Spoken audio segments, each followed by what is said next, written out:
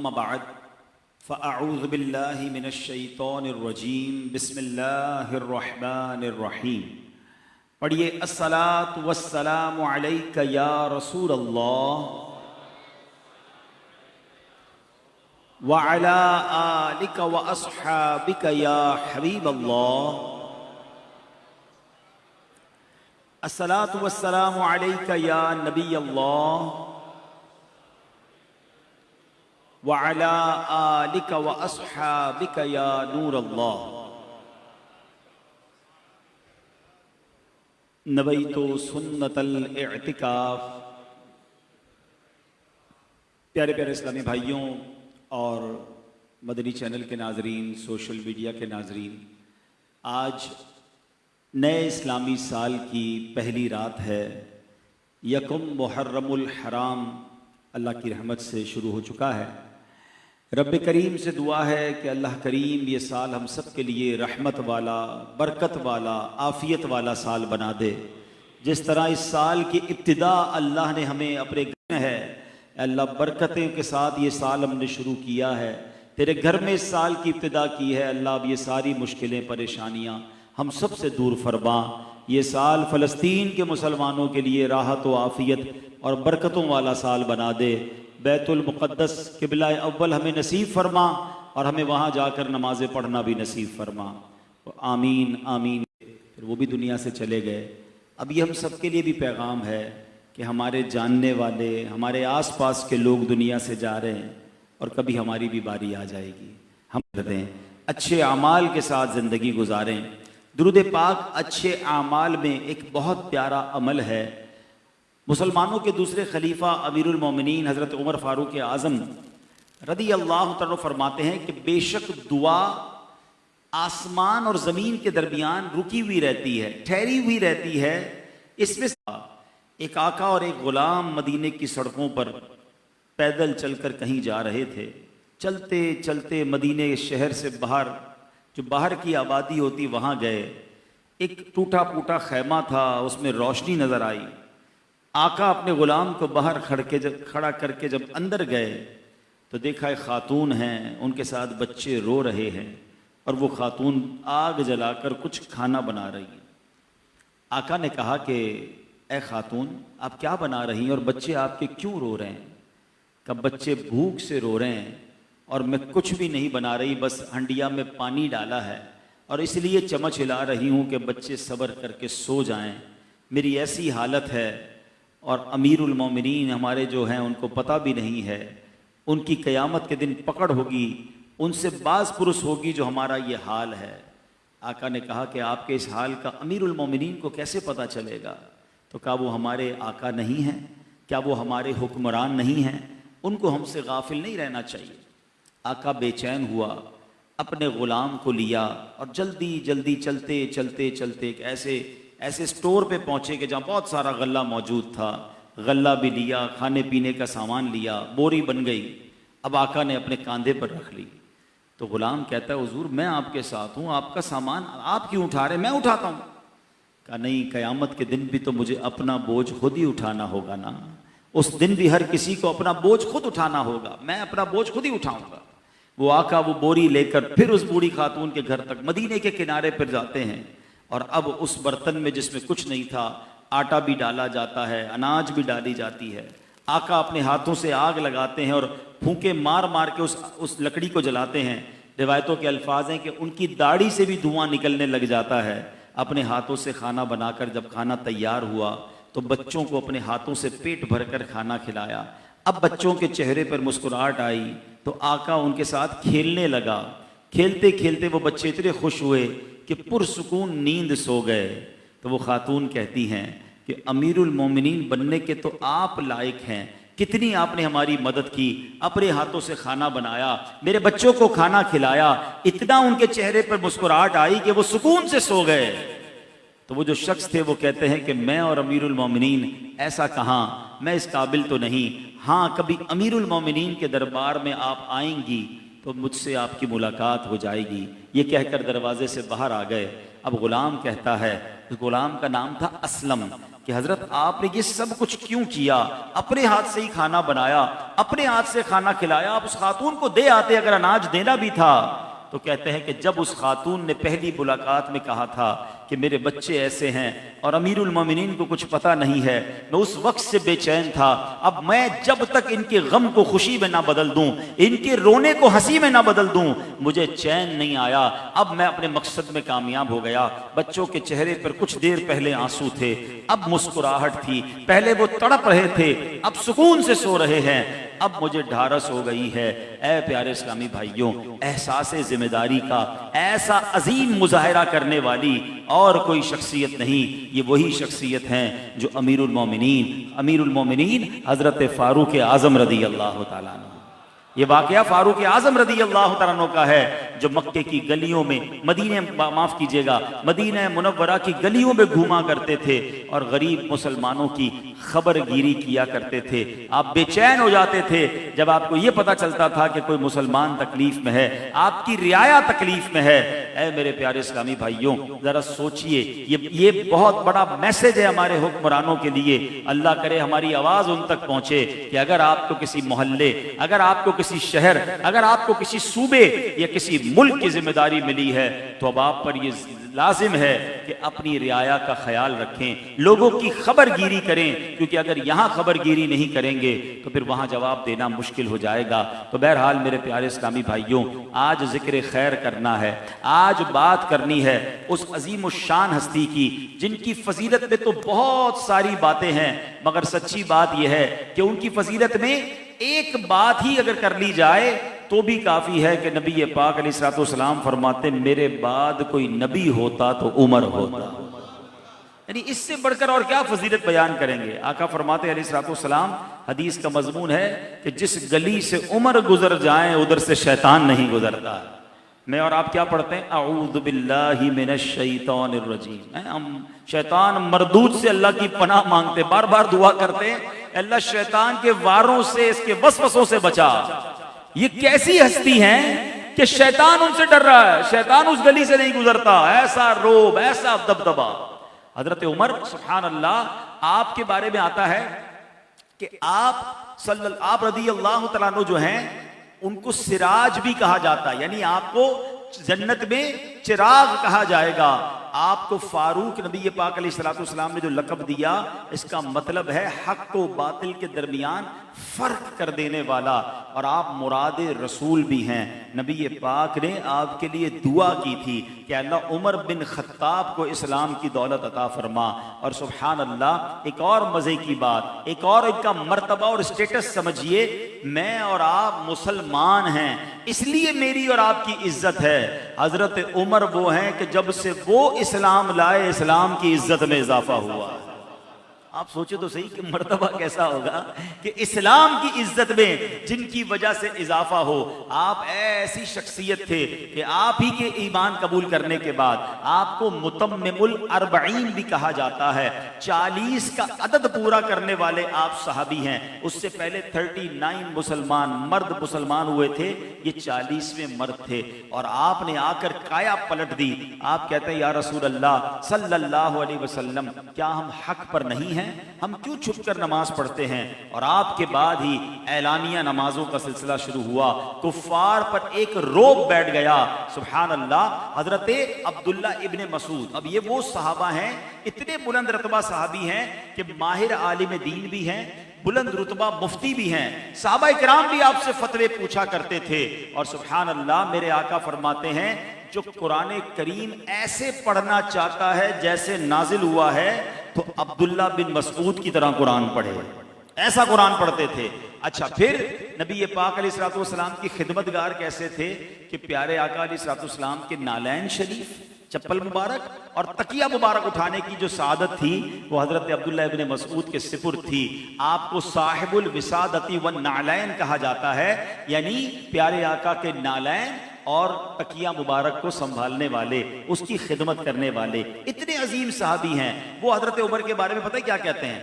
वो फरमाते हैं कि जब भी नेक लोगों का तस्करा हो तो अमीरुल मोमिनीन उमर फारूक आजम का जिक्र करने में जल्दी किया कर। नेकों में सबसे पहले इनका जिक्र किया करो। फरमाते बेशक हजरत उमर का इस्लाम कबूल करना मदद था, बेशक उमर का खलीफा बनना फतूहात का जरिया था। अल्लाह पाक की कसम, हजरत उमर जब शहीद हुए, दुनिया की हर चीज यहां तक के दरख्तों को भी उसका दुख हुआ। और अल्लाह पाक की कसम, ऐसे साहबी कसम उठाकर कह रहे हैं, अल्लाह पाक की कसम मैं समझता हूं हजरत उमर रदी अल्लाह तआला अन्हु की दोनों आंखों के दरमियान एक फरिश्ता था जो आपको कुव्वत देता था और हिदायत करता था। आपकी जबान पर हक बोलता है। हजरत उमर के बारे में आता है कि वो उनके मुवाफ़िकात इतने हैं कि उनकी सुभान अल्लाह बहुत सारे औसाफ हैं। यानी हजरत उमर पर बात करनी हो ना तो ये एक दो रातें तो कुछ भी नहीं है, हाँ महीनों चाहिए हजरत उमर का जिक्र करने के लिए। लेकिन आज मैं एक उस मौजू पर बात करूंगा, वरना हजरत उमर वो हैं जिनके इश्क रसूल के कमाल वाक़यात, खौफे खुदा अल्लाह अकबर, यानी आपके चेहरे पर रो रो कर अल्लाह के खौफ में रोने की वजह से लकीरें बन गई हैं। हजरत उमर रदी अल्लाह तआला अन्हु वो हैं जो रातों को जाग कर रोया करते। हजरत उमर की अदालत कैसी कि अदलुल असहाब कहा जाता है, सहाबाए किराम में सबसे बढ़कर अदल करने वाले। आपकी अदालत का आलम तो वो है कि अगर यहाँ कुछ वकील बैठे हों या जजेस मुझे सुन रहे हों तो इस बात को वो इंडोर्स करेंगे कि सिर्फ पाकिस्तान नहीं, आज भी गैर मुस्लिमों की अदालत में उमर लॉ पढ़ाए जाते हैं। यानी जिन्होंने अदालत की बुनियाद रखी और क्या निजाम अदल अता फरमाया, आधी दुनिया पर हुकूमत की। बल्कि आज भी मौरखीन लिखते हैं कि मुसलमानों के पास अगर एक और उमर होता तो सारी दुनिया में ही इस्लाम फैल जाता, सारी दुनिया में ही इस्लाम की हुकूमत होती। ऐसी अजीम हस्ती हजरत उमर रदी अल्लाह तआला अन्हु। मगर आज हम एक ऐसा वस्फ जिक्र करेंगे जिसको उलमा बिल्कुल अलग से बयान करते हैं। हजरत उमर रदी अल्लाह तआला अन्हु की मुवाफ़क़ात, यानी एक चैप्टर होता है हदीस की किताबों में। मुवाफ़क़ात से मुराद क्या है कि हजरत उमर वो अजीम हस्ती हैं कि बाज़ औक़ात को नबी पाक अलैहिस्सलाम को कोई मशवरा देते कि हुजूर ये काम होना चाहिए, इस्लाम में हमें ये वाली बात को आगे बढ़ाना चाहिए, या हुजूर ये नहीं होना चाहिए। आप मशवरा देते थे और जिब्रील अमीन कुरान पाक की आयत लेकर आ जाते थे। और ये एक दो बार नहीं हुआ, 20 आयतें ऐसी हैं कुरान पाक में, 20 मकामात ऐसे हैं जो हजरत उमर की जबान से अदा हुआ। आपने मशवरा दिया और सुभान अल्लाह कुरान पाक की आयत नाजिल हो गई। आप इससे अंदाजा कीजिए कि हजरत उमर रदी अल्लाह तआला की जबान पर हक कैसा जारी था, आपकी फरासत का आलम क्या था। ऐसे ही सरकार दो आलम अलैहिस्सलाम ने नहीं फरमाया कि मेरे बाद कोई नबी होता तो उमर होता। और सुभान अल्लाह नबी पाक ने खत्मे नबूवत का कैसा शानदार अकीदा बयान भी कर दिया कि मेरे बाद कोई नबी होता तो उमर होता, मगर सुन लो ना, ला नबी आबादी, मेरे बाद कोई नबी नहीं आएगा। तो ये भी अकीदा हमारा बिल्कुल 100% मजबूत होना चाहिए। अब चलते हैं हजरत उमर रदी अल्लाह तआला के मशवरे, और मैं कहता हूं सदका जारिया, सुनते जाइएगा, ईमान ताजा हो जाएगा। एक बार हजरत उमर रदी अल्लाह तआला ने नबी पाक से अर्ज की, या रसूल अल्लाह सल्लल्लाहु अलैहि वसल्लम, क्या हम मकाम इब्राहिम को मुसल्ला ना बना लें? मशवरा उस वक्त, उससे पहले मकाम इब्राहिम मुसल्ला बनाने का हुक्म नहीं आया था। हजरत उमर ने मशवरा दिया कि या रसूल अल्लाह सल्लल्लाहु अलैहि वसल्लम, क्या हम मकाम इब्राहिम को मुसल्ला ना बना लें? जिब्रील अमीन आयत कुरानी लेकर आए, वत्तखिज़ू मिन मकाम इब्राहीम मुसल्ला, ए मुसलमानों तुम इब्राहिम के खड़े होने की जगह को अपने नमाज का मकाम बना लो, मुसल्ला बना लो। कुरान ने कहा, जो हजरत उमर रदी अल्लाह तआला अन्हु ने मशवरा दिया, कि आज जो तवाफ करके मकाम इब्राहिम के पास नफल पढ़ते हो ना, याद करना हजरत उमर को, ये उन्हीं का मशवरा था। आगे चलिए, सुभान अल्लाह। एक बार अर्ज करते हैं, या रसूल अल्लाह, अगर हम सफा मरवा के फेरे लगाया करें तो कितना अच्छा होगा। उससे पहले तवाफ होता था, सफा मरवा के फेरे नहीं होते थे। जिब्रील अमीन आते हैं, कुरान पाक की आयत लेकर आते हैं, इन्न सफा वल मरवता मिन शआइरिल्लाह फमन हज्जल बैत अव इअतमरा फला जुनाह अलैहि अन यतवफ बिहिमा। कुरान कहता है बेशक सफा और मरवा अल्लाह की निशानियों में से है, जो इस घर का हज या उम्रा करे उस पर कुछ गुनाह नहीं कि इन दोनों के चक्कर लगाए। अल्लाह अकबर। ये सफा मरवा के जो चक्कर हैं, ये मशवरा भी हजरत उमर रदी अल्लाह तआला अन्हु का है। अब्दुल्ला बिन उबई ये मुनाफिकों का सरदार था। जब ये इसका इंतकाल दुनिया से गया, वासिल जहन्नम हुआ, तो उसके जो लवाइकीन थे उन्होंने आके अर्ज की नबी पाक अलैहिस्सलाम से, हुजूर इसका जनाजा पढ़ाएं। नबी पाक से हजरत उमर कहते हैं, या रसूल अल्लाह, इस मुनाफिक की नमाज जनाजा नहीं पढ़नी चाहिए, है? मेरा मशवरा है ना पढ़ाएं। कुरान का हुक्म नाजिल होता है, वला तुसल्ली अला अहदिन मिनहुम मात अबदन वला तकुम अला कब्री। और तर्जुमा कंजुल इरफान, इनमें से किसी की मैयत पर कभी नमाज जनाजा ना पढ़ना और ना इसकी कब्र पर खड़े होना। अल्लाह अकबर। आप मशवरा देते, कुरान नाजिल होता। एक बार इब्ने सूरिया, ये काफिर था, इसने कहा हम जिब्रील के दुश्मन हैं, अगर तुम्हारे नबी के पास मिकाइल वही लेकर आते होते तो हम कलमा पढ़ लेते, यानी दुश्मनी हमारी जिब्रील से है।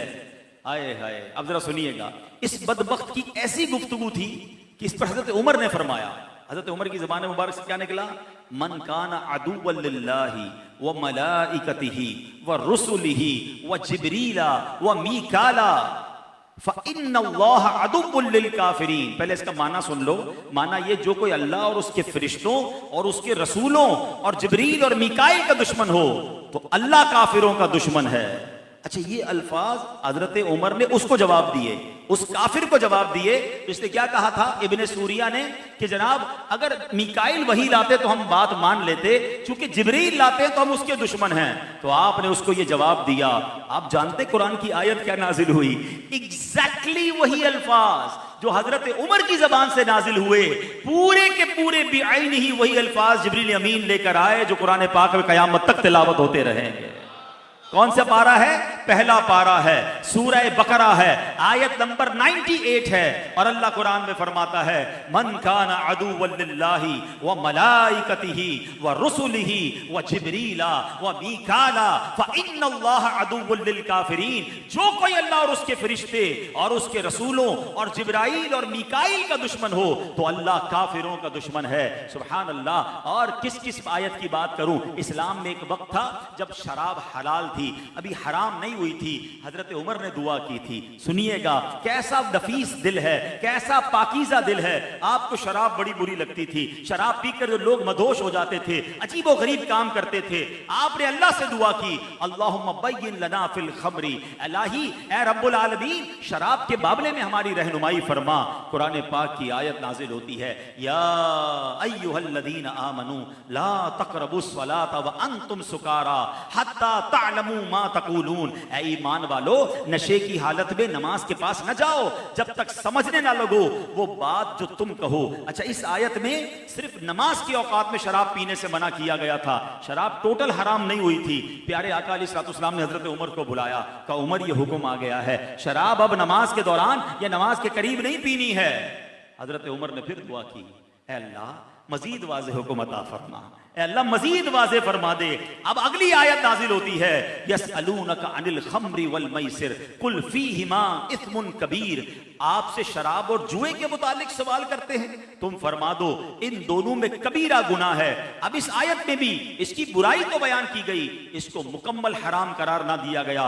नबी पाक ने हजरत उमर को फिर बुलाया, क्या उमर हुक्म आ गया है। अल्लाह की बारगाह में अर्ज करते, इलाही और जरा हुक्म वाज़ेह फरमा दे, मजीद हुक्म वाज़ेह फरमा दे। आए हाय, आप उनका रुतबा तो देखें, उनकी पुकार कैसे बारगाह इलाही में पहुंचती है। सुभान अल्लाह।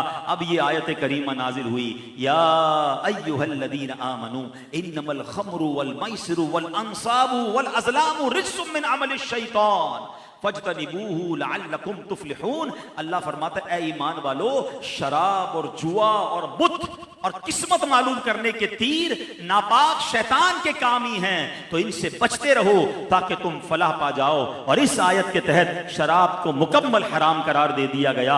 हजरत उमर अर्ज करते रहे और रब सुभान अल्लाह उनकी अर्ज को सुनकर कुरान पाक के अहकाम नाजिल फरमाता है। सुभान अल्लाह, क्या खूबसूरत अशार हैं। मिली ताईद खुदा, ताईद हबीब खुदा, मिल गई ताईद अस्हाबे खैरुल वरा, दिया हक ने उनका साथ है। फारूक आजम की क्या बात है, तय करे सिद्को वफा उनके, हक में रसूल खुदा की दुआ, जब भी कुछ कहे हक तेरे साथ है। फारूक आजम की क्या बात है। हजरत फारूक आजम सुभान अल्लाह, आप कुरान पाक के मिजाज से कितने वाकिफ थे कि आपकी सोच के मुवाफिक, आपकी फिक्र के मुवाफिक, आपकी राय और दिली मैलान के मुवाफिक कुरान करीम उतरता था। सुभान अल्लाह। हजरत गोया कुरान करीम और हजरत उमर का बड़ा गहरा ताल्लुक है। सुभान अल्लाह। उम्मती नबी की शान बयान करे, ये तो उम्मती की जिम्मेदारी है, ये तो गुलाम का काम है। हजरत उमर की किस्मत देखें कि मेरे आका उनके फजाइल बयान फरमाया कर। एक दो हदीसें सुनिए। सरकार दो आलम सल्लल्लाहु अलैहि वसल्लम ने फरमाया, जिसने उमर से बुग़्ज़ रखा, जिसने उमर से बुग़्ज़ रखा उसने मुझसे बुग़्ज़ रखा, जिसने उमर से मोहब्बत की उसने मुझसे मोहब्बत की। बेशक अल्लाह पाक अरफे की रात मुसलमानों पर उमूमी फ़ख्र पर फरमाता है और उमर पर खुसूसी फ़ख्र फरमाता है। ये वो हस्ती है जिन पर रब फ़ख्र फरमाता है। बेशक आका फरमाते हैं, पहले अंबिया किराम की उम्मत में मुहद्दिस होते थे, अगर मेरी उम्मत में कोई मुहद्दिस है तो वो उमर है। सहाबा किराम ने पूछा, या रसूल अल्लाह सल्लल्लाहु अलैहि वसल्लम, ये कैसे मुहद्दिस? फरमाया, वो जिसकी जबान पर फरिश्ते बोलते हैं। हजरत उमर का ये आल है। नबी पाक अलैहिस्सलाम फरमाते हैं, उमर मेरे साथ है, मैं उमर के साथ हूं, मेरे बाद भी उमर जहां भी हो हक उसके साथ होगा। सुभान अल्लाह। ऐ मेरे प्यारे इस्लामी भाइयों, सरकार दो आलम अलैहिस्सलाम किस कदर हजरत उमर रदी अल्लाह तआला से प्यार फरमाया करते। तो हजरत उमर वो अजीम हस्ती हैं, इतने सारे फजाइल हैं। अब यहां एक और बात मैंने आपसे करनी है। पहले एक वाकया सुन लें, फिर इंशाअल्लाह खत्म नबूवत के मौजू पर एक दो खूबसूरत बातें इसी हजरत उमर रदी अल्लाह तआला की फजीलत से हमें सीखने को मिलेंगी। अब हजरत उमर रदी अल्लाह तआला के बारे में हजरत अबू ज़र गफ़ारी रदी अल्लाह तआला, ये बहुत अजीब सहाबी हैं, हर सहाबी जन्नती है। हजरत अबू ज़र गफ़ारी एक नौजवान से दुआए मग़फ़िरत करवा रहे थे। एक नौजवान से क्या कहा कि मेरे लिए दुआए मग़फ़िरत कर दीजिए। हमें भी चाहिए कि हम लोगों से दुआए मग़फ़िरत फरमाएं, करने का कहें। हजरत उमर रदी अल्लाह तआला के बारे में आता है कि आप अमीरुल मोमिनीन होते थे तो बच्चों से कहते, ए बच्चों दुआ करो उमर बख्शा जाए। आजिज़ी का आलम देखें कि मदीने के बच्चों से दुआ करवा रहे हैं, हालांकि खुद आप बख्शाए हैं। यानी आपका पता है आलम क्या है बख्शिश का और नबी पाक से कुर्ब का। एक बार नबी पाक अलैहिस्सलाम सहाबा किराम के दरमियान आए, दोनों हाथों में, दाएं हाथ में हजरत अबू बकर हैं, बाएं हाथ में हजरत उमर हैं। नबी पाक सहाबा किराम के झुरमट में तशरीफ लाए, फरमाए, देख लो आज जैसे आए हैं महशर के दिन भी ऐसे आएंगे। अच्छा, हजरत उमर से नबी पाक का प्यार देखो ना, आज भी अपने साथ रखा है ना। हाँ, ये जरा गौर करने वाली बात है। याद रखिएगा कि जिसकी जहां की मट्टी होती है ना, उसी मट्टी से उसकी तख्लीक की जाती है। एक जुमला आपने सुना होगा, पहुंची वहीं पे खाक जहां का खमीर था। हमें ये भी होता है वाकई, यार बंदा उधर ट्रैवल पर गया, वहीं इंतकाल हो गया, वहीं तदफीन हो गया। माशाल्लाह कई लोग मक्के जाते हैं, उनकी वहीं तदफीन हो जाती है। कोई मदीने जाता है, सुभान अल्लाह, जन्नतुल बकी मिल जाती है। पिछले दिनों एक भाई ने बताया कि उनके रिश्तेदार थे, वो अमेरिका गए, अपने रिश्तेदारों से मिलने गए, रहते नहीं थे अमेरिका में, वहीं उनका इंतकाल हो गया, उनकी वहीं तदफीन हो गई। मैं सोचने लगा उनकी मट्टी वहां की लिखी होगी। तो याद रखिए, जिस मट्टी से मुझे और आपको बनाया गया ना, उसी मट्टी में तदफीन होगी, याद रख, उसी जगह पर। तो उलमा कहते हैं सुभान अल्लाह, जिस मुबारक मट्टी से सरकार दो आलम सल्लल्लाहु ताला अलैहि वसल्लम की तख्लीक हुई है ना, उसी मुबारक मट्टी से हजरत अबू बकर सिद्दीक और हजरत उमर को बनाया गया है। जब भी तो वही तदफीन हुई है ना, उसी कब्र मुबारक के साथ ही तदफीन हुई है। तो सोचे ये कैसी मुबारक हस्तियां हैं जिनको पहले से ही सेलेक्ट कर लिया गया। सुभान अल्लाह। तो हजरत अबू ज़र ग़िफ़ारी क्या कहते हैं, जिस नौजवान से दुआ करवा रहे थे ना कि ए नौजवान मेरे लिए मग़फ़िरत की दुआ करो, तो पूछा गया कि आप इस पर्टिकुलर नौजवान से क्यों दुआ करवा रहे हैं? तो कहा कि मैंने नबी पाक से सुना है कि अल्लाह पाक ने हक को उमर की ज़बान पर रख दिया है, और मैंने अमीरुल मोमिनीन हज़रत उमर की ज़बान से इस बंदे के बारे में सुना है कि ये बहुत अच्छा इंसान है। हज़रत अमीरुल मोमिनीन ने इसको अच्छा कहा, तो हज़रत अबू ज़र ग़िफ़ारी जैसे अजीम साहबी उस नौजवान को कह रहे हैं मेरे लिए दुआ कर दो, क्योंकि उमर ने तुम्हारे बारे में अच्छे अल्फाज कहे हैं। तो सोचिए हज़रत उमर का मर्तबा और उनका आलम क्या होगा। रहे तेरी अता से या खुदा तेरी इनायत से, हमारे हाथ में दामन सदा फारूक आज़म का, भटक सकता नहीं हरगिज़ कभी वो सीधे रस्ते से, करम जिस वक्त वर पर हो गया फारूक आज़म का। अच्छा, अब यहाँ पर एक बड़ी अजीब सा एतराज़ और उसका इंशाअल्लाह ईमान अफरोज जवाब कि जनाब फारूक आज़म रदी अल्लाह तआला के जो मुवाफ़क़ात हैं कि ये जो राय देते हैं कुरान उस राय पर नाजिल हो जाता है, तो फिर ये तो ख़त्म नबूवत के बारे में इससे तो इनकार लाजिम आता है कि फिर क्या इनके ऊपर भी वही नाजिल होती थी कि ये जो कहते थे कुरान आ जाता था। ये अजीब सा एतराज़ है। सुभान अल्लाह। उलमाए किराम ने बड़ा प्यारा, बल्कि आला हज़रत इमाम अहले सुन्नत इस एतराज़ का इतना शानदार जवाब दिया कि हदीस पाक क्या है, अगर मेरे बाद कोई नबी होता तो उमर नबी बनते।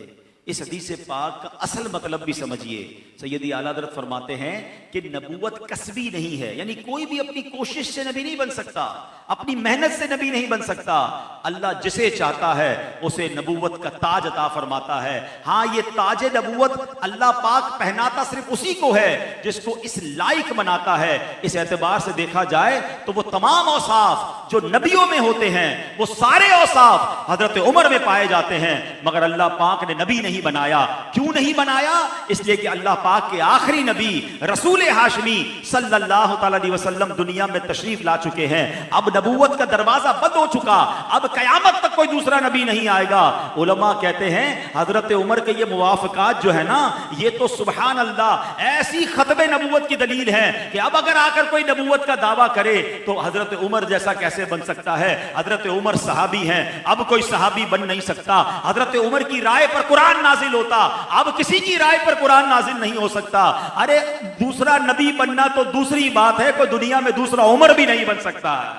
अब कैसे कोई उमर बन सकता है कि जो राय देता तो कुरान नाजिल होता, जो अल्लाह के नबी अलैहिस्सलाम के सहाबी हैं। तो आपके ये मुवाफकात बता रहे हैं कि ऐसी शख्सियत जिसकी राय पर कुरान नाजिल होता, ऐसी शख्सियत जिसको अल्लाह ने औसाफ नबूवत से भी नवाज दिया था, अरे जब वो नबी नहीं बन सकता तो आज के दौर में ऐरा गैरा कोई खड़े होकर ये कैसे कह सकता है मैं नबी हूं? तो ये एतराज ही गलत है। बल्कि सुभान अल्लाह हजरत उमर की ये शान बता रही है कि नबूवत का आलम क्या है, और हमारे आका ही सबसे आखिरी नबी, और उसके बाद कोई नबी किसी सूरत आ ही नहीं सकता। मुहम्मदे मुस्तफा अहमदे मुजतबा सबसे आखिरी, आमिना का लाडला सबसे आखिरी नबी। तो ये अकीदा बिल्कुल मजबूत होना चाहिए। बच्चे बच्चे को यह अकीदा सिखाएं, जिस तरह अल्लाह को एक मानना जरूरी है, नबी पाक अलैहिस्सलाम को अल्लाह का नबी मानना जरूरी है, वहीं हमारे इस्लाम के जनाब कंप्लीट होने के लिए, कामिल होने के लिए हमारा यह अकीदा भी जरूरी है कि जनाब रसूलुल्लाह सल्लल्लाहु अलैहि वसल्लम ये खातमुन नबीयीन हैं, ये अल्लाह के आखिरी नबी हैं और आपके बाद कोई और नबी नहीं आ सकता। इस अकीदे में मजबूती पैदा कीजिए, अपने बच्चों को, घर की खवातीन को भी जनाब ये अकीदा जो है वो मजबूत करवाइए। अल्लाह करीम से दुआ करते हैं रब्बे करीम फारूक आजम रदी अल्लाह तआला की तुरबत पर अपनी करोड़ों रहमतों की बारिश नाजिल फरमाए, उनके सदके हमारी मगफिरत फरमाए, उनके इश्क रसूल का वास्ता रब्बे करीम हमें भी सच्चा आशिक रसूल बना दे, उनके खौफ खुदा का वास्ता अल्लाह करीम हमें भी खौफ खुदा का पैकर बनाए, उनके अदलो इंसाफ का वास्ता अल्लाह हमें भी जब मौका मिले इंसाफ करने की तौफीक अता फरमाए। प्यारे इस्लामी भाइयों, सुभान अल्लाह, मुहर्रम का महीना हमें बहुत अजीम हस्तियों की याद दिलाता है। आज यौम फारूक है और अब अगले चंद दिनों के बाद करबला वालों के जिक्र खैर होंगे, उनकी याद बनाई जाएगी। सुभान अल्लाह, इस्लाम की तारीख को तो पढ़ें। आखिरी महीना कौन सा है साल का? जुल्हिज्जा, ठीक है। पहला महीना कौन सा है? मुहर्रम। ये दोनों महीने अव्वल और आखिर क्या याद दिलाते हैं? कुर्बानी है। पहला महीना मुहर्रम नवासा रसूल की कुर्बानी है, पूरे करबला वालों की कुर्बानी। आखिरी महीना जुल्हिज्जा हजरत इब्राहिम और हजरत इस्माइल की कुर्बानी है। तो पता चल रहा है इस्लाम कुर्बानी मांगता है, इस्लाम कुर्बानी से पहला है। उन्होंने तो जान की कुर्बानी दे दी, हम वक्त की कुर्बानी तो दें, वक्त पड़े तो अपने माल की कुर्बानी दें, अपनी ख्वाहिशात की कुर्बानी दें। दिल में अगर बुरे काम की नीयत पक्की हो गई है, उस नीयत को खत्म करके कुर्बानी दें। हम तो कोई कुर्बानी देने के लिए तैयार नहीं। अल्लाह दावत इस्लामी को सलामत रखे। सहाबा इकराम और अहले बैत का फैजान भी अल्हम्दुलिल्लाह, अल्लाह की रहमत से हमें सहाबा से भी बहुत प्यार है और अहले बैत से भी बड़ा प्यार है। ये हम सब हमारे सर के ताज हैं, हमें सबसे वालेहाना प्यार है। अजीब दौर चल रहा है, कुछ लोग सहाबा की बात करते हैं, अहले बैत की बात नहीं करते, कुछ अहले बैत की बात करते हैं, सहाबा की बात नहीं करते।